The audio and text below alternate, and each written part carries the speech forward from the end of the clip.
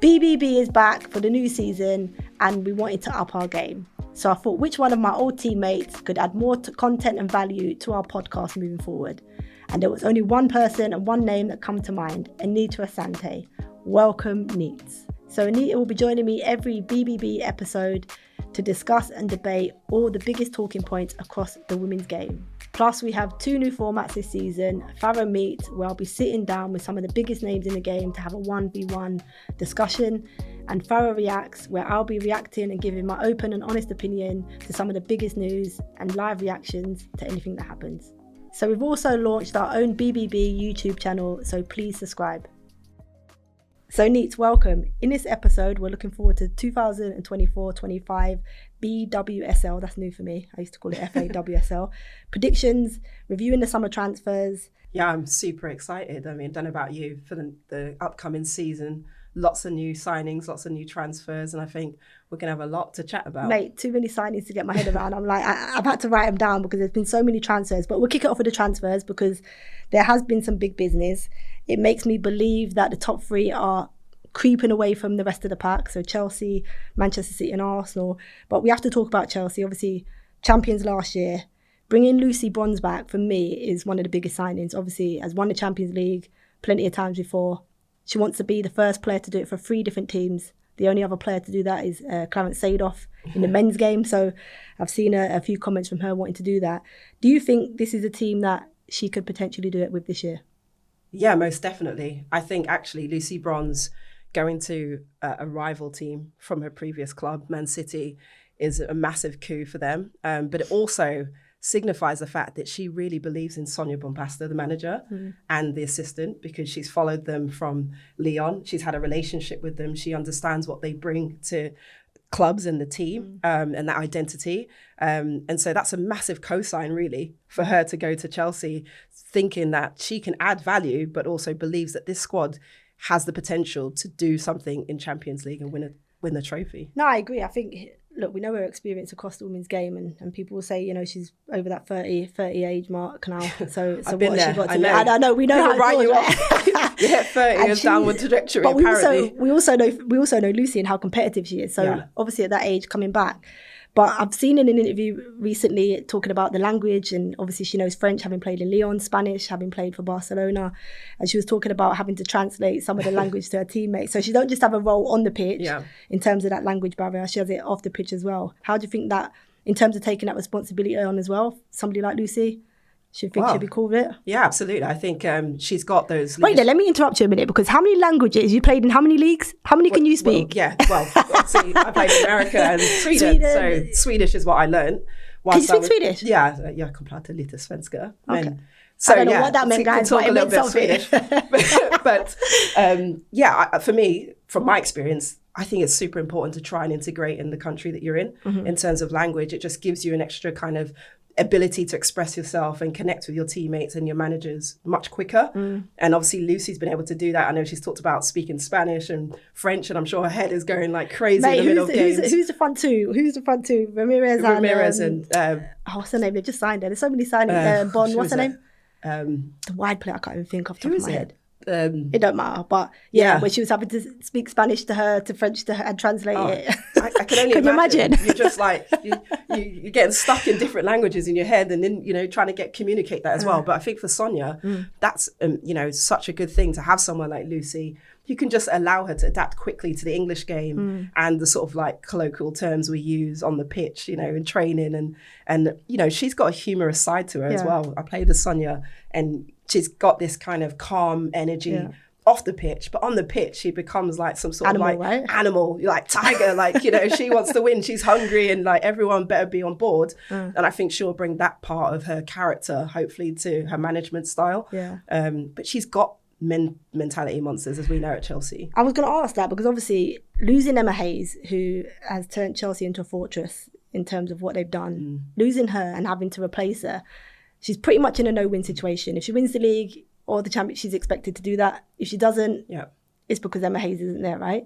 What does she bring in that's different, do you think, to Emma Hayes? Because obviously you know her, you played with her, right? Yeah, I played with her. I remember playing against her, but I don't, I mean, we won't talk about them games that we had against France that we never won. But forget them ones, to be honest. But yeah, what do you think she brings that's different that potentially could change what we know Chelsea to be?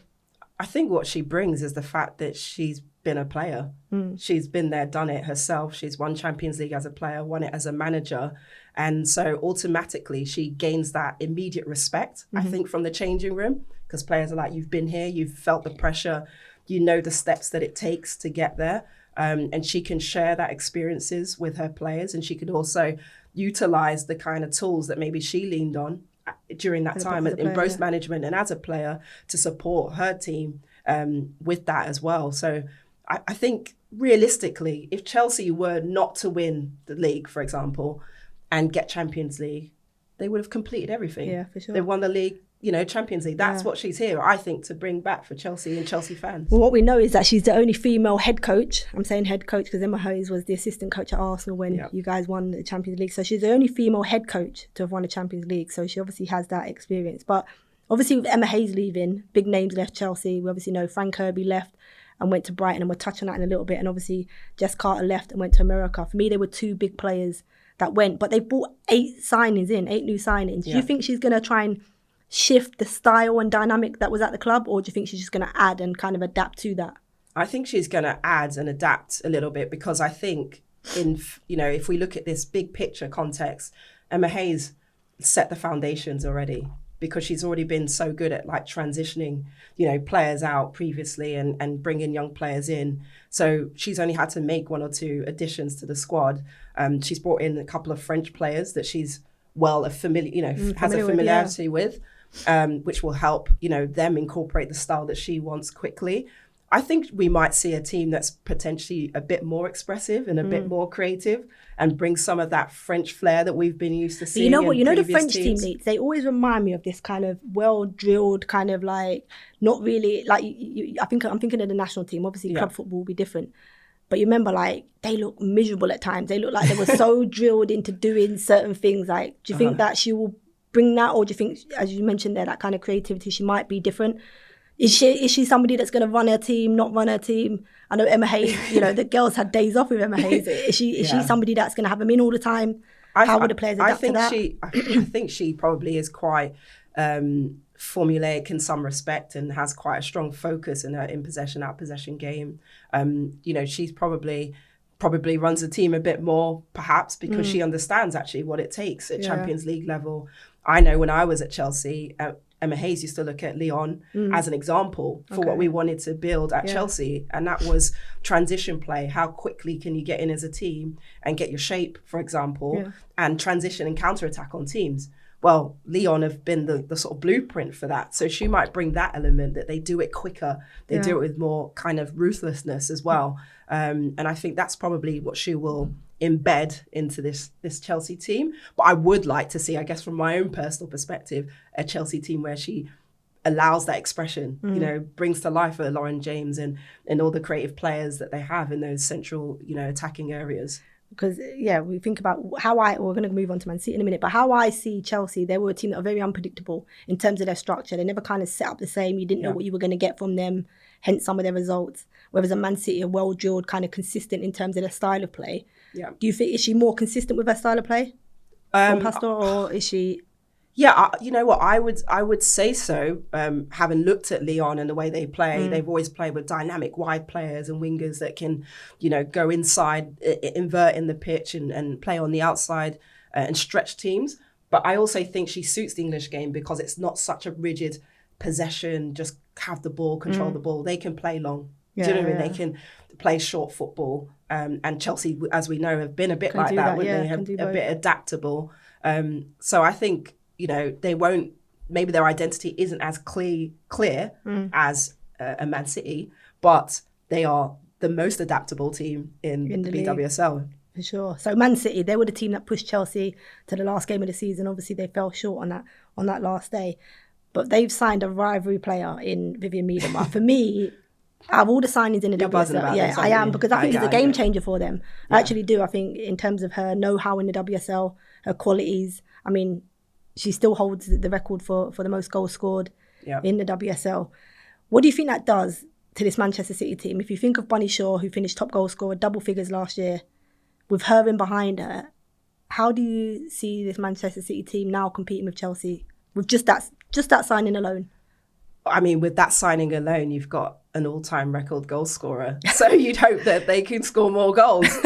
Ultimately, goals was the difference, between Man City and Chelsea, ultimately winning and losing the league last season. So I think, what it does is bring added competition into the squad position for every position. It brings a connection that she already has with Jill Roord as a national teammate. Mate, that team, right? When you think of that, Hasegawa, it's scary. Roord, Miedema, Hemp, Shaw, and Chloe Kelly. Like, that alone. I looked at that lineup and I was like, thank God I'm retired. Seriously. You know what? I was looking at it on the way and I'm thinking, mate, if they stay injury-free, and obviously Jill Roord is returning from from an ACL injury, and that will take a little bit of time. But even just looking at that, when you put right? it like that, Farah, when you look at Bunny Shaw, you're like, you need 2-1 on her anyway. Yeah. And then you look at Hemp and you're like, you need 2-1 on her. So you haven't got enough players on the pitch to deal with all these players. So they got so many focal points. You're looking at other teams and you're thinking, how are they going to nullify these threats? And the fact that Miedema sometimes is kind of she's unique in the sense that she's not a traditional 9 if she plays in that role. And in a 10, she can kind of float all over the place. So how do you stop her being effective and being able to express herself? And I think there's going to be the added, kudos for her opening game of the season. I know, playing crazy, right? Her former club, That's a mad opening game. I'm like, that one excites me. It's on Saturday, isn't it? Yeah. Yeah, it's on a Saturday. Mad. That game's going to be crazy. But do you think that signing edges them closer to maybe winning the WSL this year? Well, yeah, definitely. We'll have to say BWSL, sorry, new language, but yeah. Yeah, definitely. I think, on the face of it, yes, Miedema came back from an ACL, and that's a difficult injury, as we know, to come back from. And maybe people are thinking, she's not going to be back to the same levels. But at the same time, she's still the all-time record goal scorer for the national team for the Dutch. Mate, she broke that record. Men or women. What was she, 21 when she broke that record? Yeah, 21, I remember 22. who was the girl that used to play up front was unreal for the Netherlands. I can't remember, we played against her. Who she broke her record. And it took a year. She was like 30 plus. But we'll have to look that up. Mate, to break a record, a national team record for top goal scorer at the age of 21. I just think 22. You can never count her out, can Never. you? And I just think she's going to come back with an even more kind of like want and will to show everybody that she's still Miedema. Yeah, exactly. I coming in this morning, I heard Chloe Kelly doing an interview, talking about it and what she brings and the quality she has. So already, I think for me I'm biased, right, to Chelsea. So I always find it difficult to kind of say Chelsea aren't going to win a league, but this Manchester City team for me is frightening this year. I agree, and I think they're the team, actually, when you look on it, they've had the most sort of consistent squad over the last 2 seasons. And yes, they fell short, but, they were very good last season. Yeah, they just weren't good enough. And I think this could be the signing that just gets them to where they want to be. Over the edge. So the other team that's obviously top 3 that dominated the women's game for so many years, that are kind of inconsistent, frustrating at times, especially when, they have been the leading team, Arsenal. Now they've obviously lost with Miedema, but they've made some real good signings. Caldenti, obviously from Barcelona, and Kafaji, is that how you say her name? Because I'm not very good. Rosa Kafaji, yeah. Kafaji from Hacken. She was a player that last year when I watched the Women's Champions League for Hacken, unbelievable. I was like, this kid has to get signed from a WSL team. She's too good not to. But what I like about her is she's different to what we're used to with Arsenal players. She's unpredictable in terms of her style, her creativity in that kind of advanced midfield role. Do you think she will have the freedom within this Arsenal team to express that? Well, you would hope so, but that's what I worry for for her a little bit, because I just think, I don't know what it is. She's different, right? She's different to what they have. Yeah, she's different. And I don't know, it's like, what is Arsenal missing? Because they have so much quality in the team, but they just don't seem to be able to bridge that gap between them and Chelsea and City.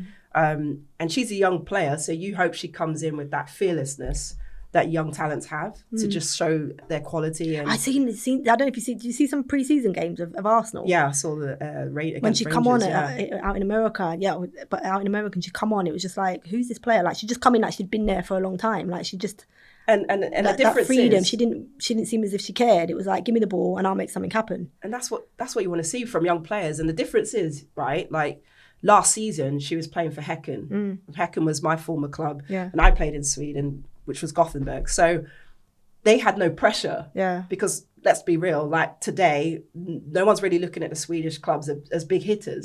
So you could go there and you can just play with that freedom and also almost put yourself in the, you know, in front of people and in the market to get picked up, which she did really well.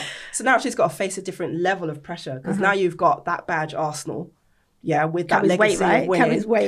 Carries weight. And she's still going to have to compete for a spot in the starting lineup when you're looking at Mead and Ford and all these players in the front line, in midfield.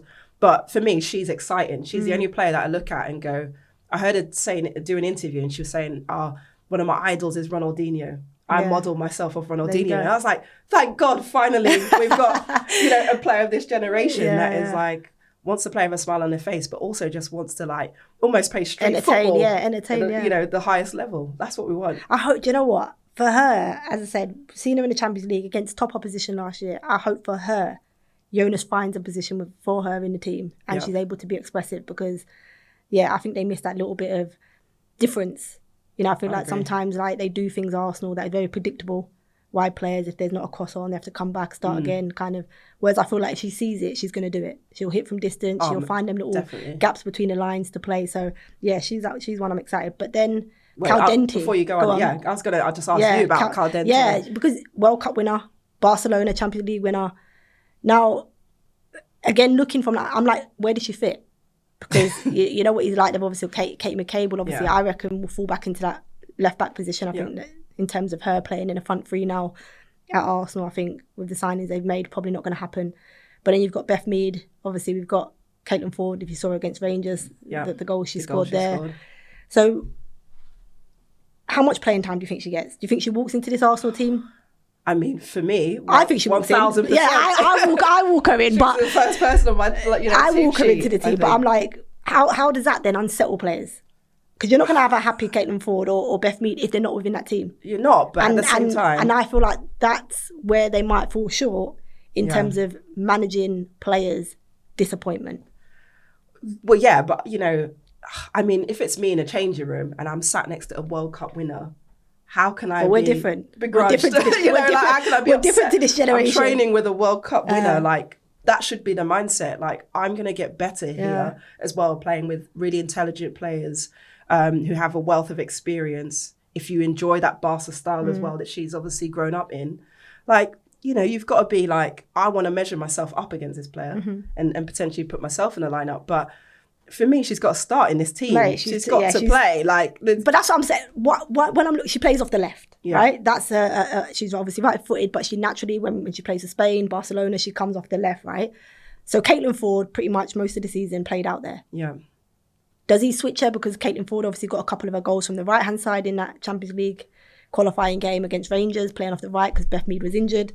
Listen, like what would you do? No, I'll put it to you. What do you do? Well, I've already heard from certain players that in training she just is too ridiculous. Good. She's too good. That already. So you're hearing that from players in their squad saying that. The respect is already there. Like they know she's so good that she should be playing, and ultimately it's up for the other players to compete for that spot. That's football, it's ruthless. And, that's how they're going to keep improving. And that's how they're going to bridge a gap to maybe win a title or, compete in Champions League. But I think, what I was going to say and ask you is for the fans, do you think that this signing is enough to just keep them on side?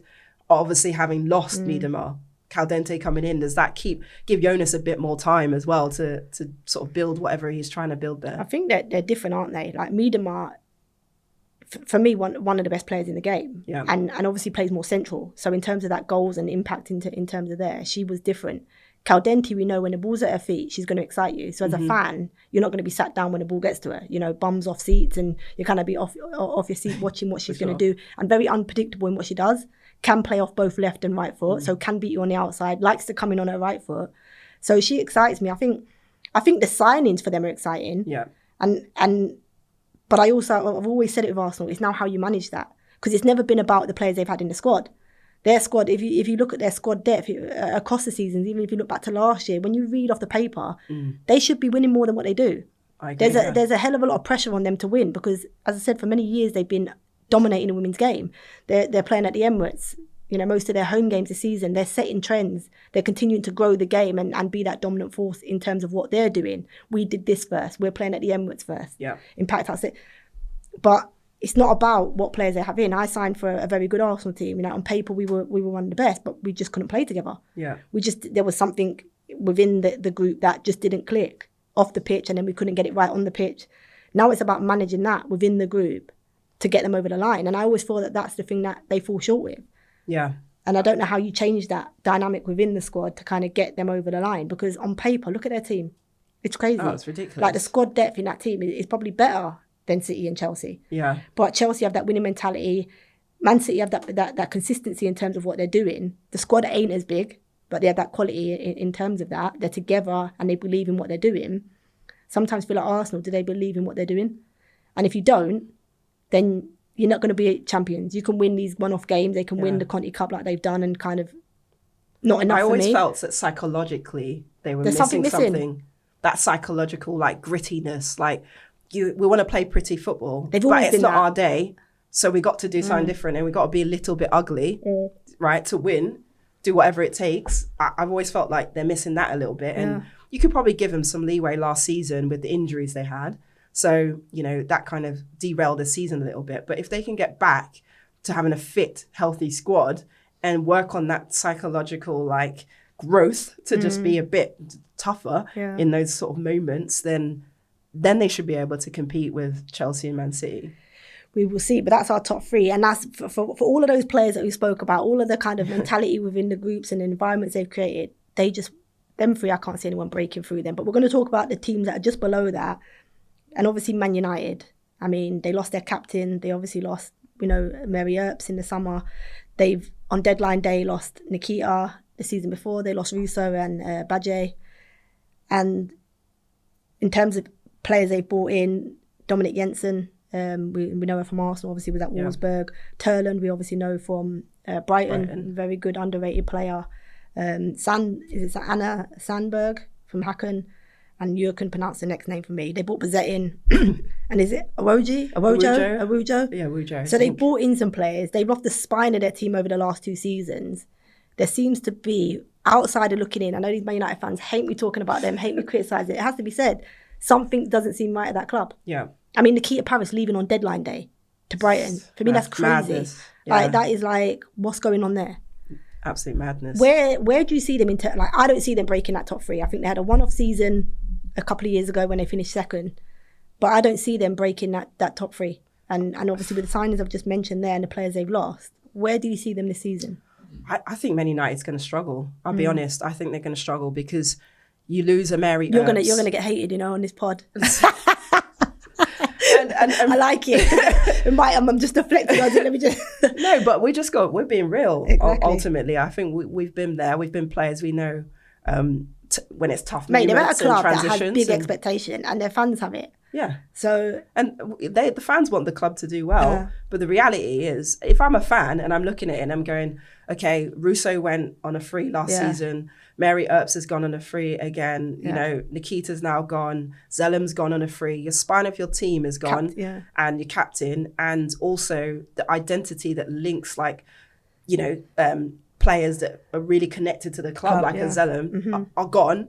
So now you're building a whole new identity, probably with new internationals who are getting to know the fan base, the club, the area. That takes time to adapt and adjust. And you've lost a kind of a foundation to sort of then build on and progress. Yeah. For me, it's almost like they're going backwards and starting again. They've also got younger players. So yes, they might have a longer term view, but it's going to take time. You're not going to get immediate success. But fans expect success. 100%. From what they've achieved the thing with them, last year it was about, when you heard Mark speak, it was like, we brought all these new players in, it's going to take time, right? Yeah. Last season, we kind of, okay, whatever, the transition of these new players adapting to the league, blah, blah, blah. And they didn't finish in a position that was worthy of anything. Yes, they won the FA Cup and probably saved them a little bit. You've brought another 6 players in and you've let probably 6 players go. Yeah. So in terms of that transition, settling, as you spoke about again, they're doing that again for another season. just So it doesn't how are make you sense. building? You're not. For me, that's not building on what you have. You've allowed players that you've tried to build up a team with go. 6 players, spine your team gone.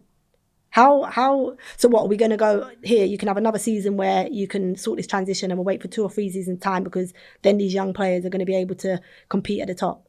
What happens this season for them with all of those transitions? It's a whole new team. It's a whole new team, and it's not to say that the players they've brought in aren't good players. Hannah Blundell as well, pregnant. Yeah. I mean, congratulations on that. But another key player in terms of experience is out. Yeah, I mean, again, it's not to say those players coming in aren't good players. That they're good players. They got the FA Cup last year, which I think also gave Mark Skinner a bit more time and a bit of a lifeline. But the expectations are high this season, you know, because other teams are also investing and have made major signings because they want to break that pack of the sort of top 3-4 teams. And I just don't see how Man United is gonna cope and live with it, because we didn't even mention Lucia Garcia. Oh yeah, she's gone. Another big player, forward attacking player gone, who actually for me had a lot of impact last season, massive. And is a very good player. Well, we saw the impact in the cup final. Well, exactly.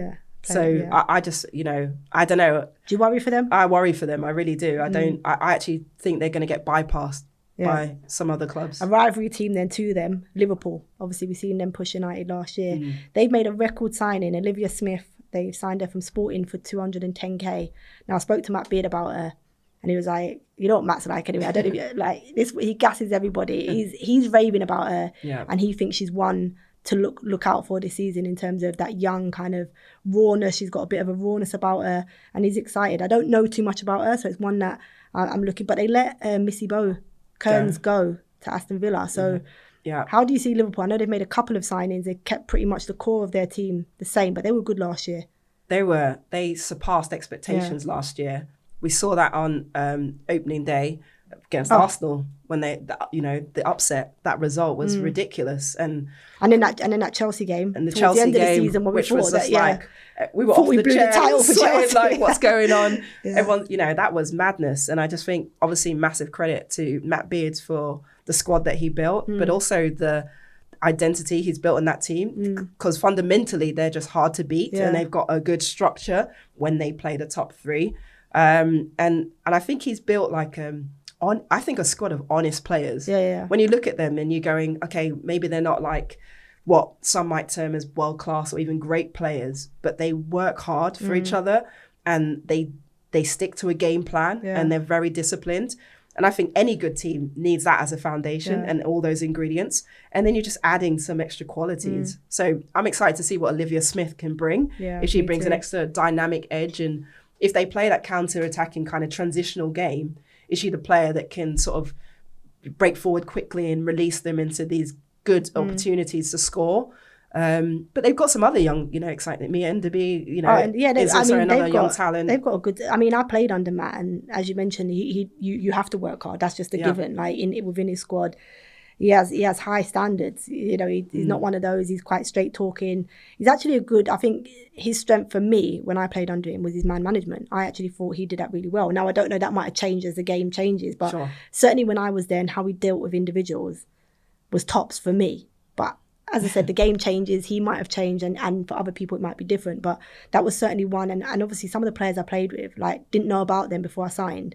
Got a Swedish international, we got a German and American, and it's like an Icelandic, and it's like you win the title back to back because he's brought these little gems in from wherever that we knew nothing about. So in terms of his recruitment, like, I mean, he was reading off the list of recruitment players, to me that they were looking for the future.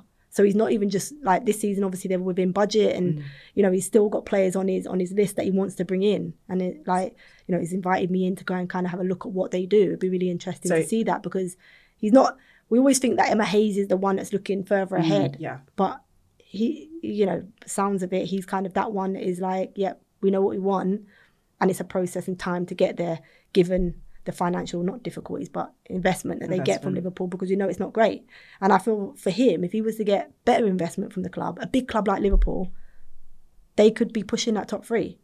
Definitely. They just don't have the investment that all these other teams around them do. But would you say that he does a really good job of making the most of the resource, the investment that he has? 100%. I would say also, do you think he's like, got a long-term vision, but he keeps those cards kind of close to his chest. So he's like quietly floating under the radar, and all this stuff is happening. And then, you know, for him, would you say that last season was a shock for him, or he kind of expected that out of his team? He wanted more. If you remember when he took over at the end of that season, he got rid of a lot of players that people were like, whoa, this is Liverpool. Like these are players that have been here for a while. He didn't care. He knew that he had to change something and brought them players in. He wanted more than what he got for sure last year. Yeah. The only problem is he knows he's got a long-term vision. He knows that without investment, he can't really develop the squad to compete within that top 3 because it's about money now. We know that. Yeah. And then we also know it's a results game business, right? So if he ain't getting the results, that long-term vision means nothing, because potentially a club like Liverpool, if they're not competing, will get the sack. Yeah, no, it's true. So it's difficult to have these visions, which he does have, and wanting that long-term vision without the backing that he's going to get, because don't get the results. No, you're lucky now in the women's game. You think when we played, mate, it didn't matter if you got relegated. The manager would have the job for another 10 years. The game's changed from that, so he's well aware of that. So obviously teams around the likes of Man United and Liverpool, we know Spurs, Villa, Brighton, Leicester, Everton, and they've made some big signings. Spurs have made a couple of good signings, but they obviously lost Grace Clinton back to United, and Bizet also left Spurs to go United. So there's 2 big players we're touching. I'll just fly through these and then we'll have an overview of them. Missy Kearns to Villa, Katie Robinson, a bit of a shock one for me, to Aston Villa. They obviously made a record signing as well. The Brazilian Gabby Nunes, record signing. Brighton, 250,000. Brighton, Frank Kirby, big name. Obviously Nikita Paris, big name. Leicester, they've got a new manager, actually a manager that I played with as a kid. Quite really? Funny. Yeah, Amadine, yeah. So we played together when we was under 14s, under 16s at Chelsea. Fine. So she wanted me to actually go in. She keeps asking me to go and coach, but too far. And then Everton, they've made a couple of signings. Out of them 6 teams there that we mentioned, obviously West Ham within that, they've made some, I don't know how many signings West Ham have made. Where do you see those teams kind of competing in terms of that top 5, 6? Which are the standout teams with the signings they've made do you think might break that top 6? I honestly think that, like we said, I think Liverpool will still be up there competing. But I think you've got to look at Brighton as well and think, what are they doing over there? What are you doing, Brighton? What are you doing, Brighton? Let us know. The Seagulls. Yeah, you're making some mad moves. The really positive ones, obviously. The only thing that worries me about Brighton, I look at them and I think, wow, they've made some, they even signed the kid from Arsenal on loan, the striker. Michelle Adjumang. Yeah. Obviously, Nikita, they've obviously got a couple of players there from the back line. Yeah. That's the only thing that worries me a little bit, is attack, they look good. They've got a new manager as well. So is that what you do? So yeah, I think they've made some exciting. I'm really looking forward to seeing Brighton this year. But they struggled with goals last season as well. I mean, obviously, I'm a defender, so defense is important to me first and foremost. He doesn't sound like that. But I think as a defender as well, if you flip it, if you have players that are keeping the ball high up the pitch and having more of the ball in the final third. They played a lot in their own half, didn't they? It actually just relieves so much pressure for defensive players as well, because the ball's not necessarily just coming straight back down your throat the whole time. Yeah. And so to have players with that quality and experience like Nikita, Fran, really good possession players, in the pocket players, I think it just might give them an added kind of quality that they've really lacked and experience as well that they've lacked. So I definitely think they'll be in there. But I think Aston Villa as well. They've made a lot of signings. They've got a new manager as well.